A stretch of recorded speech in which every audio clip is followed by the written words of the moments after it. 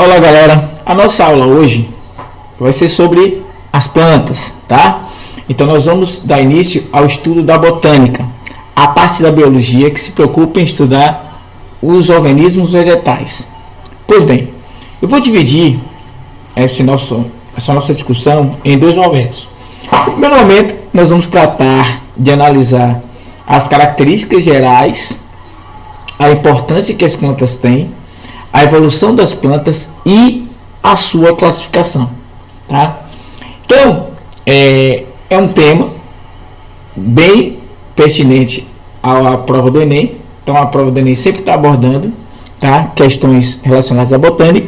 Então, é de suma importância que você continue naquela pegada de fazer suas anotaçõezinhas, tá, no seu caderninho, principalmente, porque eu vou dar muitas informações aqui que você não vai encontrar nos módulos. Tá? Você pode fazer o seu resuminho aí, de preferência seguindo como tópicos o seu resumo, exatamente os tópicos estabelecidos em cada slide que eu vou apresentar aqui para vocês a partir de agora, tá? Então, se a gente pensar na questão da importância que as plantas têm, a gente percebe que há muito tempo que esses organismos eles despertam o interesse humano, tá? Seja por sua utilização na alimentação, seja por utilização de algumas plantas na área da medicina. Então existem muitas plantas que são medicinais, que funcionam como remédios, né, para cura de doenças. Tem também plantas que podem ser utilizadas como combustível, ou então até mesmo plantas que são utilizadas em pesquisas científicas, para que o homem, a partir das pesquisas, retire algum tipo de conhecimento que possa ser aplicado ao seu cotidiano. Então, por conta disso, a gente estuda as plantas, tá? Além disso, a gente tem que entender também que o reino vegetal é um reino que apresenta uma grande diversidade, assim como os outros. Para vocês terem ideia, catalogadas, né, classificadas, existem cerca de 300 mil espécies, tá? Tal diversidade, gente, ela é encontrada nos mais variados ambientes. Então, as plantas, elas ocupam habitats bem diversificados. Isso, portanto, constitui um objeto super interessante exatamente para o estudo, tá? E aí a gente vai dar início exatamente a tentar entender como a gente consegue ter hoje tanta diversidade no mundo vegetal. Pois bem, a primeira coisa que a gente precisa, tá, é saber identificar, através de características, organismos pertencentes ao reino vegetal. Então a gente percebe que, quando se fala no reino vegetal, são organismos de organização celular eucariótica. Então aí você deve se recordar que célula eucariótica é aquela célula mais complexa, né? Porque é dotada de um sistema de endomembranas, ou seja, organelas citoplasmáticas de natureza de constituição membranosa. Além disso, são seres, além de eucariotos, são sempre formados por mais de uma célula, então são multicelulares, e essas células são dotadas de unidades membranosas também, conhecidas como cloroplastos, que são organelas especializadas no processo fotossintético. Então, toda planta é eucariótica, multicelular e autótrofa. O que significa ser autótrofa? São organismos capazes de produzir o seu próprio alimento. E no caso das plantas, o mecanismo utilizado para produzir o seu próprio alimento é o mecanismo fotossintético, onde a planta ela transforma a energia luminosa em energia química de ligação, porque ela consegue unir gás carbônico e água em presença de luz e de clorofila, produzindo moléculas orgânicas, principalmente moléculas conhecidas como carboidratos. Não significa dizer que somente carboidrato é produzido na fotossíntese, mas é o principal composto produzido, tá? Dentre os principais aspectos que exigem, né, de nós, ou que pelo menos vai justificar a necessidade da preservação das plantas, está exatamente na sua capacidade, na sua importância de manter o equilíbrio biológico, o equilíbrio ecológico nos mais variados ecossistemas. Sem contar ainda a utilidade que essas plantas possuem para nós seres humanos. Então, por conta disso, a gente precisa preservar, tá? Então, por que as plantas elas conseguem determinar o equilíbrio no planeta Terra? Principalmente, pessoal, por conta do seu nicho ecológico, ou seja, da sua capacidade fotossintética. Porque quando a planta fotossintetiza, ela não só consegue produzir o seu próprio alimento, como também uma boa parte dessa produção é distribuída na cadeia alimentar. Então as plantas elas representam a base da cadeia alimentar. Por isso que elas são chamadas de seres produtores. Então todo produtor é base da cadeia alimentar. Ainda no processo fotossintético também, as plantas elas promovem a renovação do ar, porque elas absorvem o dióxido de carbono, que é um gás altamente tóxico para os seres aeróbicos, e liberam o oxigênio, que é exatamente útil ao processo aeróbico. Então isso faz com que o gás oxigênio seja disponibilizado para a maioria dos seres existentes no planeta que são aeróbicos. Além disso também, à medida que ela absorve dióxido de carbono, ela consegue controlar o efeito estufa, impedir que a temperatura da Terra ela se eleve de forma demasiada. Sem contar ainda também que ao liberar oxigênio, ela permite a formação do gás ozônio, porque o gás ozônio é resultante da fusão de moléculas de gás oxigênio. Então, por conta disso, a gente precisa preservar as plantas. Então, quando se fala que o desmatamento é uma agressão e que pode ter consequências catastróficas para o planeta, a gente quer falar disso. Exatamente por quê? Porque uma vez você provocando o desmatamento, você vai estar retirando do ambiente organismos que teriam essa grande importância no equilíbrio ecológico, no equilíbrio ambiental. Pois bem, diante disso, pessoal, a gente precisa entender também como essas plantas surgiram, como elas evoluíram e quais são os critérios que permitem essa classificação. Então vamos tentar fazer uma viagem e aí você, na medida do possível, vai fazendo suas anotações aí. Vamos voltar um pouco no tempo e vamos lá para o período cambriano. Então, se você fizer um exercício, né, dentro dessa era geológica, a gente vai perceber que esse período ele está compreendido entre 1542 e 482 milhões de anos atrás. Então, você pode pensar que é um período, né, recente, entre aspas. Daí, vamos pensar que naquela época a atividade tectônica era intensa. E isso fazia com que houvesse movimentação e reorganização das placas tectônicas. Então, olha como a gente vai tentar entender como essas plantas surgiram, tá? E aí vamos pensar então que toda essa bagunça, né, entre aspas, toda essa movimentação contribuiu, portanto, para a alteração do nível dos mares, das correntes oceânicas, alterações climáticas e principalmente distribuição geográfica dos organismos. Então observe que, na verdade, essas alterações, essa movimentação de placas permitiu um reordenamento, uma reorganização de vários fatores constituintes do planeta, tanto fatores abióticos como fatores bióticos. E aí, vamos pensar, portanto, que no período cambriano superior, os continentes então encontravam-se distribuídos em torno do Equador. E aí, no período seguinte, né, conhecido como Ordoviciano, a reorganização desses continentes desencadeou o fenômeno que vocês conhecem como glaciação, tá? Então vamos pensar, se acontece esse processo de glaciação, significa dizer então que provavelmente o que é que deve ter ocorrido? Cobertura de toda a superfície por grossas camadas de quê? De gelo.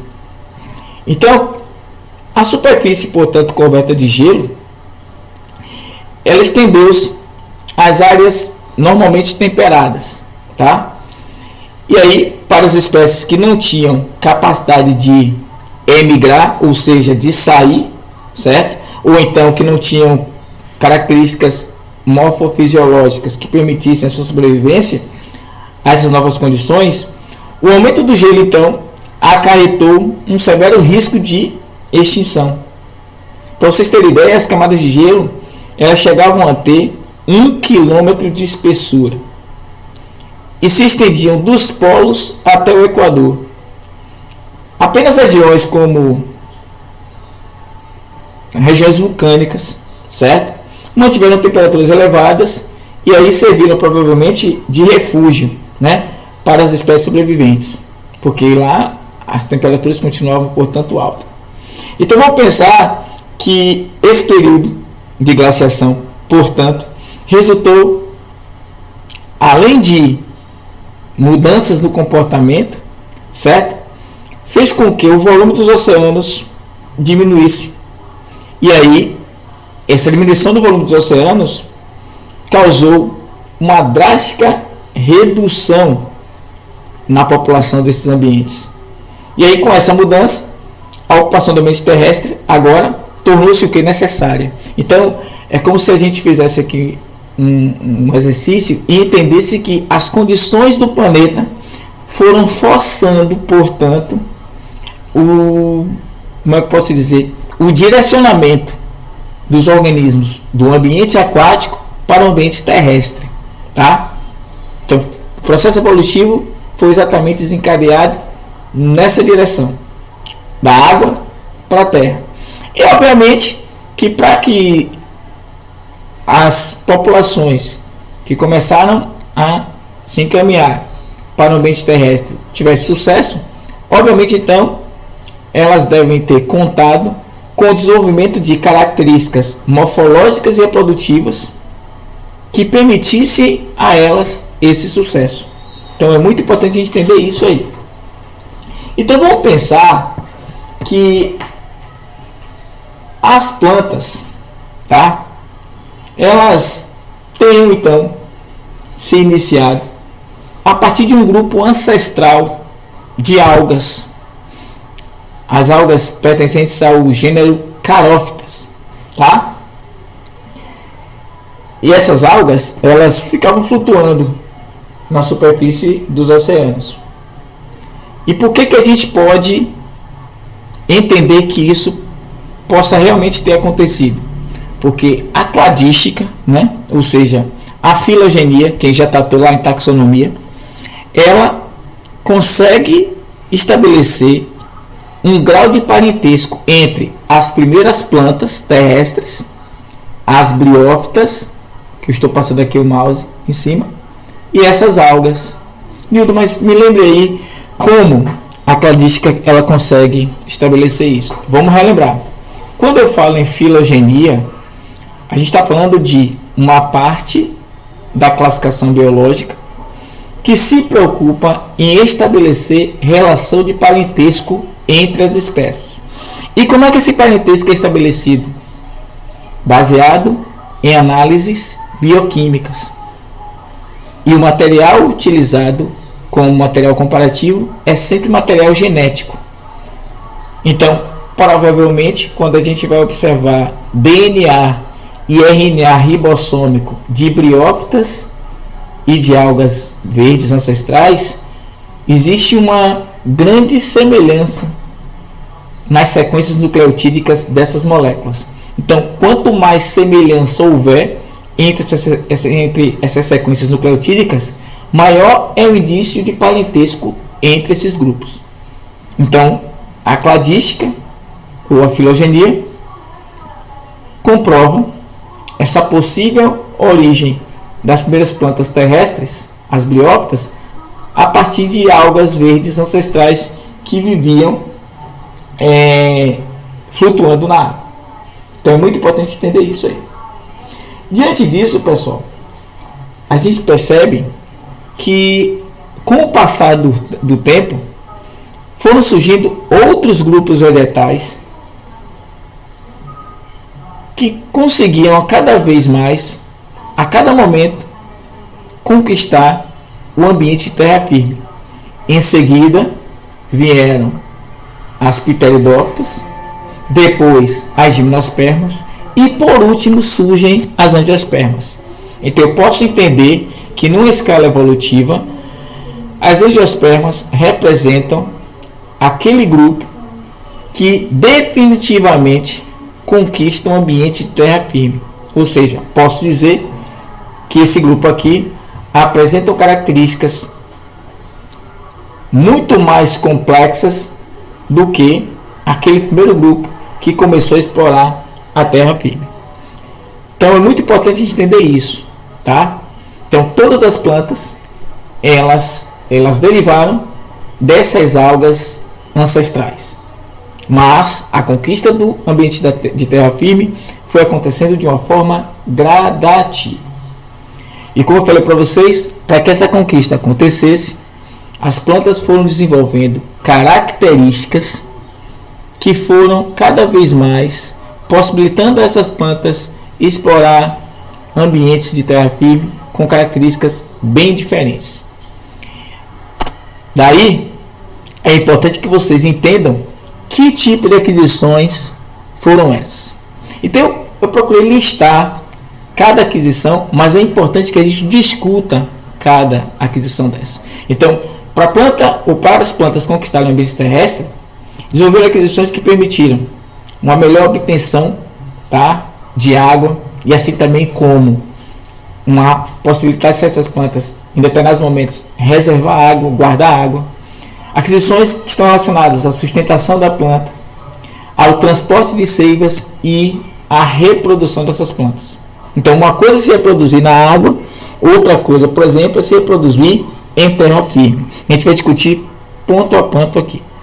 Vamos começar, pessoal, aqui por aquisições relacionadas à obtenção e perda de água.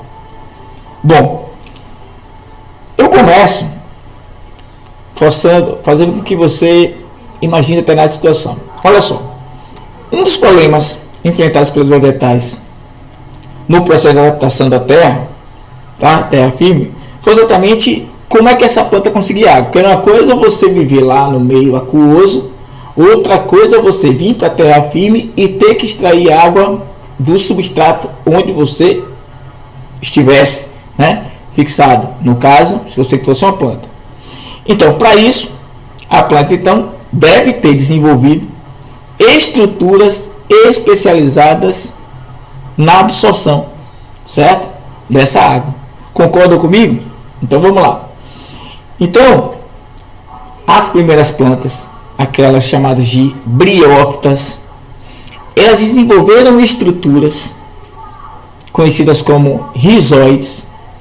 E esses rizóides, você pode entender que seriam, no futuro, as chamadas raízes. Então, as primeiras plantas desenvolveram rizóides. E, posteriormente, surgiram plantas que desenvolveram raízes. E aí, a partir desse momento que surgem os rizóides e, por consequência, depois as raízes, as plantas então passam a possuir um sistema de absorção de água mais eficiente. Tá? Outra dificuldade também que essas plantas desenvolveram, ou apresentavam, tá, era a rápida perda de água, tá, para o meio, devido exatamente ao processo de evapotranspiração. É muito importante falar disso aqui agora, porque lá na frente, fisiologia vegetal, a gente vai retomar essa discussão. Ó, quando se fala em evapotranspiração, isso é sinônimo de transpiração vegetal, ou seja, perda de água em forma de vapor, tá? Então é transpiração vegetal. Bom, esse problema nas briófitas, gente, era muito característico. Por quê? Porque esse primeiro grupo, que eu coloquei lá no cladograma anterior, no slide anterior, esse primeiro grupo é totalmente desprovido de estruturas impermeabilizantes. Então, nas briófitas eu não encontrava nenhum tipo de estrutura que revestisse, por exemplo, o corpo da planta com a natureza ou com característica impermeabilizante. Até porque as briófitas eram plantas com uma estrutura muito simples, tá? Um corpo muito simples, destituído de todo e qualquer tipo de tecido. É bom até a gente sinalizar. Então, por exemplo, você não tinha uma cutícula revestindo o corpo das briófitas, você não tinha um tecido permanente, tecido adulto, não tinha tecido nenhum nas briófitas capaz de impedir as perdas de água. Por exemplo, um suber, que a gente vai discutir lá na frente, tá? Elas não tinham nada disso. Então, as briófitas, portanto, eram vegetais que, por conta disso, ficariam estritamente em ambientes úmidos. Então, observam, pela falta de estruturas que regulavam a perda de água, as briófitas eram plantas que ficavam estritamente ou ficam estritamente em ambientes úmidos. Então, as briófitas não podem ficar expostas ao sol. Elas vão ficar sempre em lugares sombrios.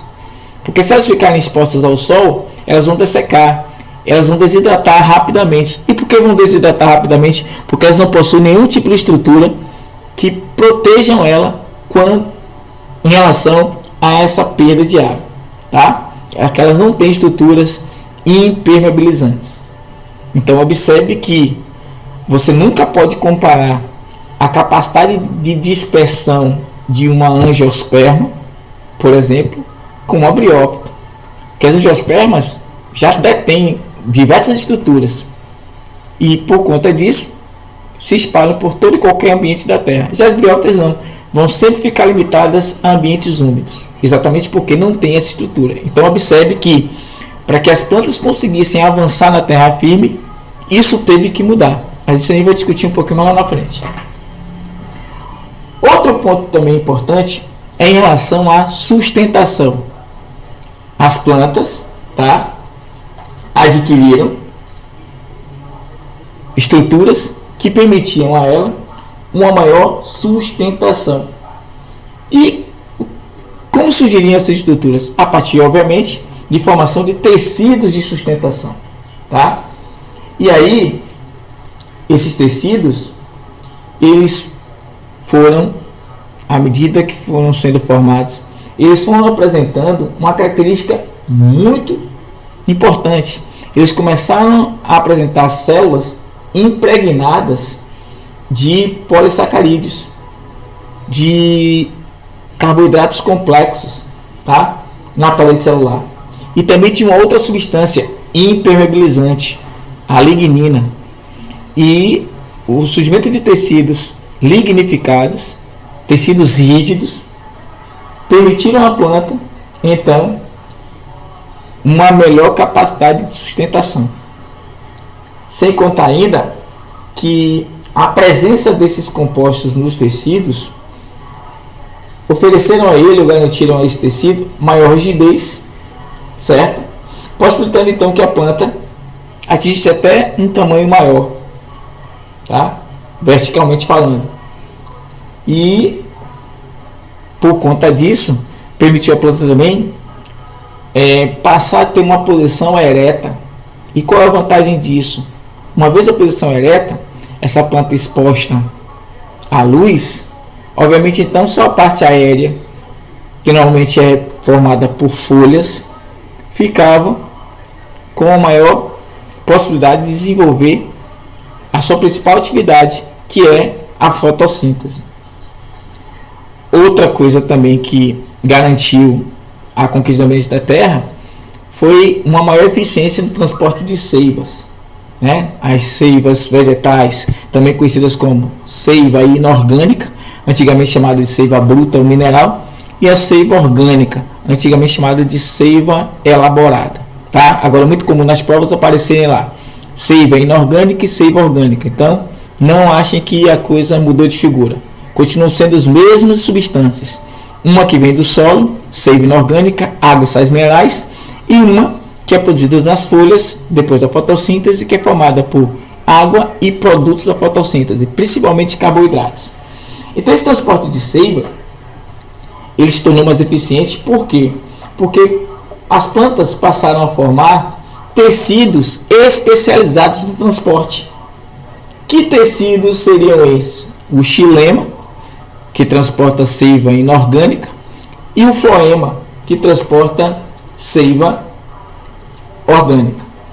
É bom lembrar que o xilema sempre vai atuar da raiz em direção às folhas, e o floema sempre vai atuar das folhas em todas as direções da planta, ou seja, do local onde existe produção do alimento para o local de consumo. Então, se a gente for comparar, por exemplo, as primeiras plantas, as briófitas, elas não eram detentoras de raiz, nem caule, nem folhas. Então é por isso que a gente vai dizer que as briófitas são plantas consideradas plantas talófitas. Elas vão atingir no máximo 2 centímetros de altura, exatamente porque não tem estruturas de sustentação, não tem tecido de sustentação. Elas não podem crescer muito. Agora imagine se você tivesse um musgo de 2 metros, não pode ter, porque imagine como é que essa água ia ser transportada dentro do corpo desse musgo, já que ele é talófito, né? Já que ele é uma briófita. Então a gente percebe que a presença de vasos, de tecidos de sustentação, são aquisições que surgem em plantas que vêm logo em seguida das briófitas, que são as pteridófitas. Então isso eu vou discutir um pouquinho mais lá na frente, mas é só você lembrar. Então, quando vocês encontrarem na prova quais foram as aquisições que garantiram a conquista da terra firme por parte das plantas, entendam que vocês precisam marcar a alternativa que contém obtenção e perda de água, sustentação, transporte de seivas e reprodução. Ou seja, as plantas passaram a apresentar características inovadoras relacionadas a cada item desse que eu citei. Bom, falando agora um pouquinho de reprodução, vamos lembrar que toda a planta ela se reproduz, a gente vai discutir lá na frente, daqui a pouquinho, se reproduz por um processo chamado de metagênese ou alternância de gerações. Vamos lembrar que lá no início nós falamos que toda a planta é autótrofa fotossintetizante, tá? Além de serem eucariotos e multicelulares. E toda a planta possui células dotadas de parede celular. E essa parede celular é composta por celulose. Nesse caso, gente, essas células vegetais, elas vão armazenar aquilo que a planta produz. Ela vai gastar uma parte e vai armazenar outra na forma de amido, que é um carboidrato de reserva vegetal. Aí o que acontece? Os organismos que são pertencentes então ao reino vegetal, certo?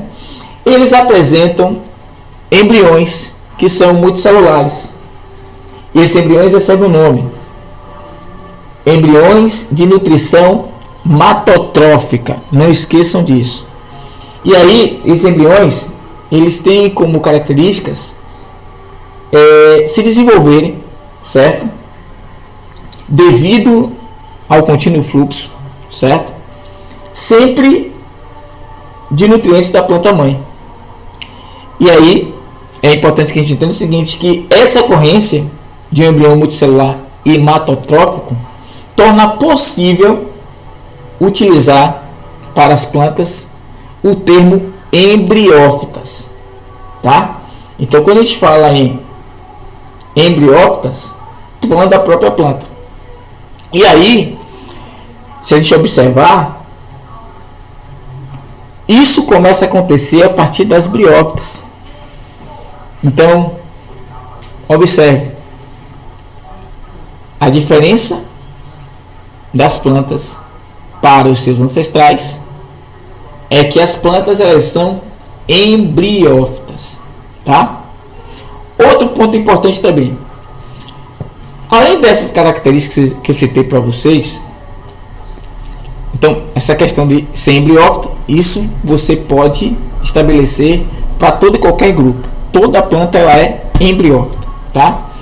E aí, além dessas características em comum, uma outra característica que as plantas também têm em comum é a presença de gametângios envolvidos por uma camada de células estéreis, protetoras e células meristemáticas, as quais liberam crescimento ilimitado. Então, toda a planta vai crescer indefinidamente, indiscriminadamente, gente. Porém, quando adultos, certo? Os organismos apenas vão diminuir o ritmo. Continuam crescendo, continuam. Porém, em um menor ritmo quando comparado à planta mais jovem. Diante disso, então, na reprodução das plantas, a gente precisa destacar duas fases. Por isso que a gente fala em alternância de gerações. Certo? A fase conhecida como gametófito e a outra fase conhecida como esporófito. E aí, pessoal, o ciclo reprodutivo das plantas ele é muito cobrado nas provas e vocês precisam estar atentos para isso. Vou comparar o ciclo de uma planta com o ciclo de um animal. No nosso caso, nós que somos animais, o nosso ciclo ele é diplobiôntico. Então nós somos seres diplobiontes, tá? Ou seja, nós formamos gametas por meiose. Esses gametas se fundem, originam um zigoto diploide, já que nossos gametas são haploides. E aí esse zigoto ele vai se dividir, dando origem ao nosso embrião, que também é diploide. E aí todas as células embrionárias vão se transformar em células adultas, que também serão diploides. Então, nossos gametas são formados por meiose e o nosso zigoto para originar o indivíduo completo sofre mitose. Então, nós somos uma espécie diplobiôntica. Nosso ciclo é diplobionte. As plantas não. O ciclo das plantas é haplodiplobiôntico. Ou seja, você vai ver no ciclo uma fase haploide, que é o gametófito, e uma fase diploide, que é o esporófito. Só que aí a gente vai pensar o seguinte: bom, o que é esse gametófito? O gametófito, gente, é a geração haploide.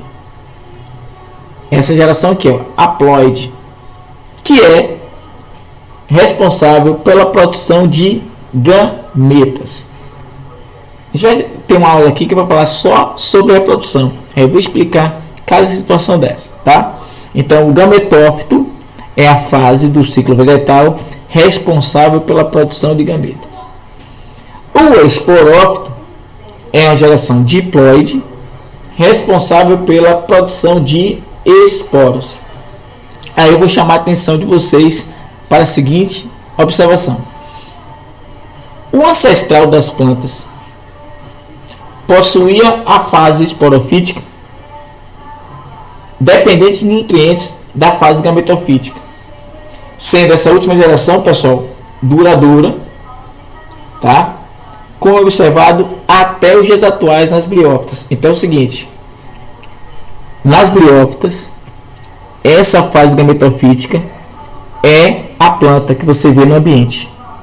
A fase esporofítica é uma fase transitória, que se forma em determinado momento da reprodução e depois desaparece. Então, quando você vê, por exemplo, lá no rodapé de um muro, em troncos abandonados, musgos, aqueles musgos representam a fase gametofítica, assim como acontecia nas algas, que antecederam as briófitas. A fase esporofítica dos musgos vai ser uma fase temporária. Mas aí eu chamo a atenção de vocês: nos grupos que vieram após as briófitas, isso se inverte.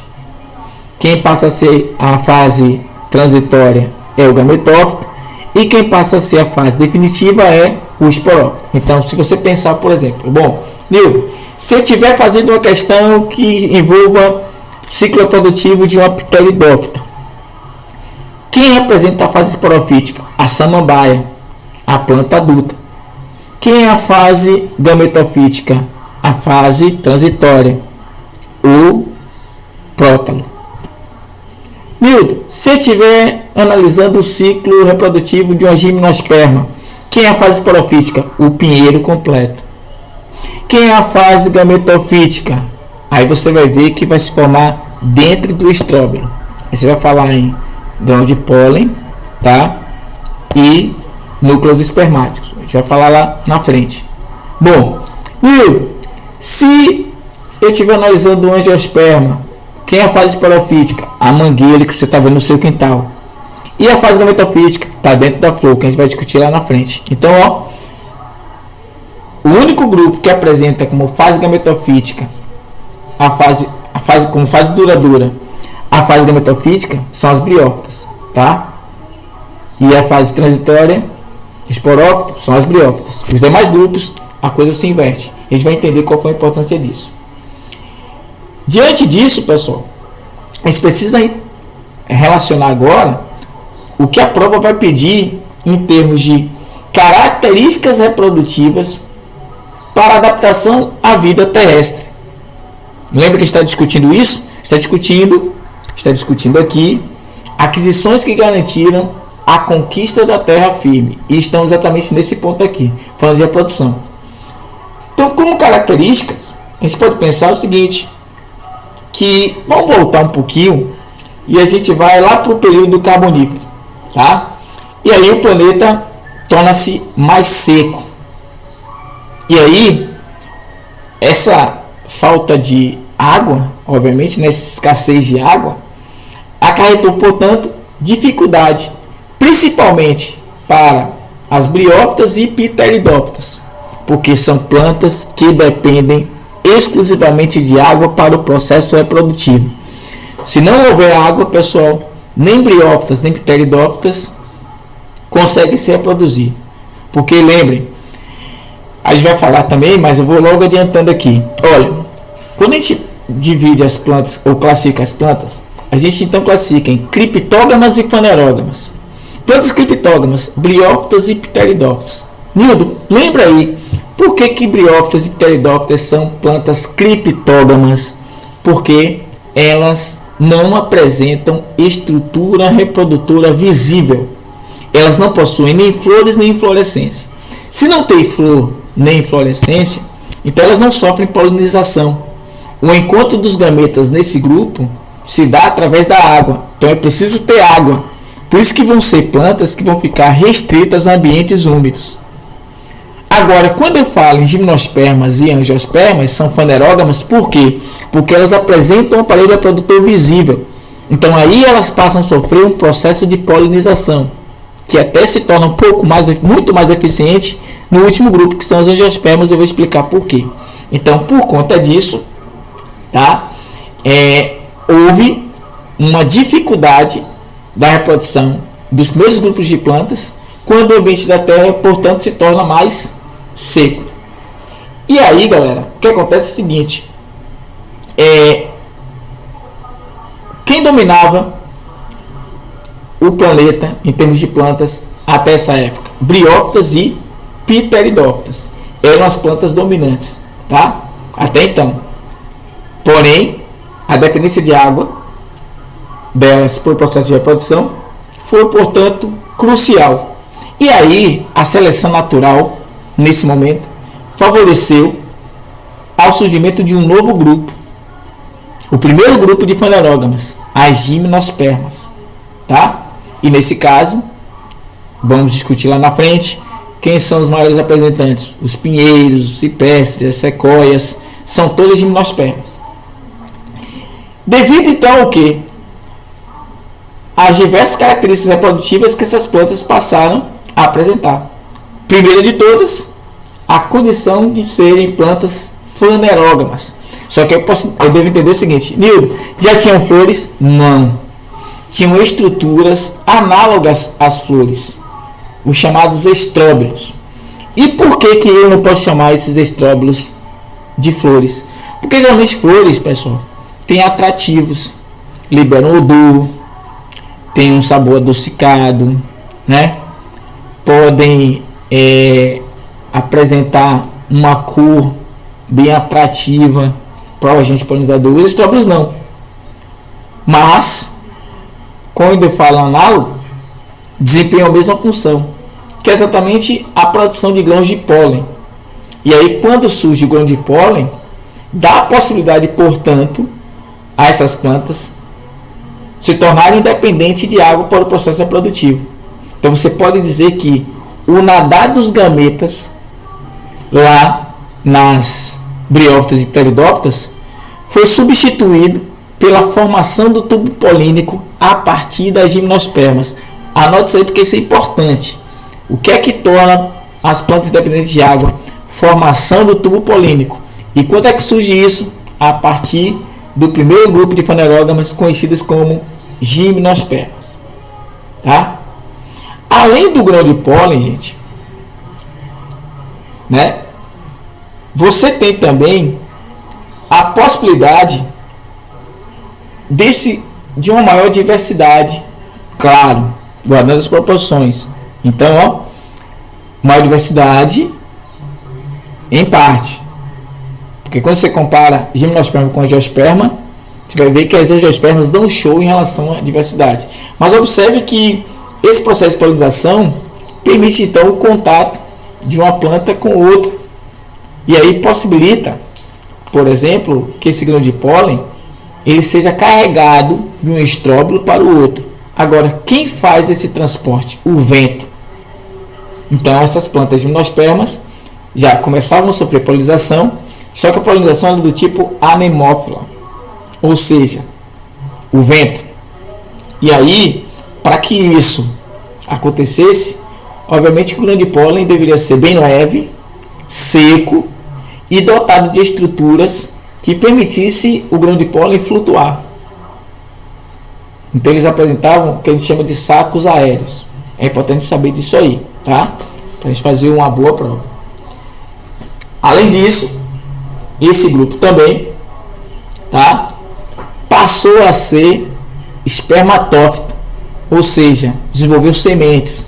Vamos pensar então. Peraí, Nilton. Posso então entender que relacionado à reprodução, a primeira aquisição foi independência de água no processo reprodutivo. Por quê? Porque formou-se o tubo polínico. Ótimo, perfeito aí. E a outra aquisição relacionada à reprodução, gente, é a formação de sementes. O que a semente traz de vantagem? Bom, a semente é um órgão que, além de armazenar substâncias nutritivas, tá? Principalmente amido dentro da semente está armazenado o embrião. Então observe que o embrião ele passa a ter mais chance de sobrevivência no meio, porque agora ele está protegido por uma estrutura extremamente rígida, que é a semente, e isso faz com que o embrião dure mais tempo, porque uma semente ela vai germinar desde que as condições sejam propícias. Se as condições não forem propícias, ela vai ficar lá em estado de latência, em dormência, tá? E aí, quando as condições forem favoráveis, ela então germina, o embrião então se desenvolve numa nova planta. Então, se não houvesse a semente, o embrião não teria muito tempo de sobrevivência. Aí, com a semente, esse tempo ele é aumentado. E, finalmente, uma outra característica adquirida que se relaciona também à reprodução é a dupla fecundação nas angiospermas. E por que a dupla fecundação das angiospermas traz uma vantagem? Porque quando você tem plantas que sofrem dupla fecundação, um dos produtos de uma das fecundações é exatamente a formação do fruto. E o fruto, além de dar maior proteção à semente, ele aumenta a capacidade de dispersão das espécies. E por que aumenta a capacidade de dispersão das espécies? Porque esse fruto ele serve de alimento para uma série de animais. E esses animais, eles pegam esses frutos, ou pegavam esses frutos, iam comer em regiões bem diferentes, bem distantes, e depois que comeu o fruto, descartava a semente. Essa semente então germinava e originava uma nova planta, permitindo então que as plantas se espalhassem por diversos ambientes de terra firme. Então observe que a reprodução ela é beneficiada através de situações que eu citei aqui, como por exemplo a independência de água para o processo reprodutivo, a formação de semente por parte das plantas, que dá maior proteção ao embrião, e a formação de frutos, que aumenta a dispersão das espécies vegetais. Então, por conta disso, é importante que vocês tenham feito as anotações relacionadas a cada item desse que eu citei. Pois bem, aí, galera, vamos então analisar aqui a questão do ciclo reprodutivo. Como eu falei para vocês, alternância de gerações, porque envolve um tipo de ciclo em que você tem uma etapa haploide, que é o gametófito, outra etapa diploide, que é o esporófito. Então você tem, na verdade, a planta atingindo duas fases. Então, por conta disso, o ciclo é chamado de haplo-diplo-biôntico. Só que aí, vamos pensar o seguinte, que nos primeiros grupos, como eu falei para vocês, qual o primeiro grupo vegetal? Briófitas. A fase gametofítica é duradoura. A fase esporofítica é transitória. Depois das briófitas em diante, a coisa se inverte. E é importante que a gente entenda como aconteceu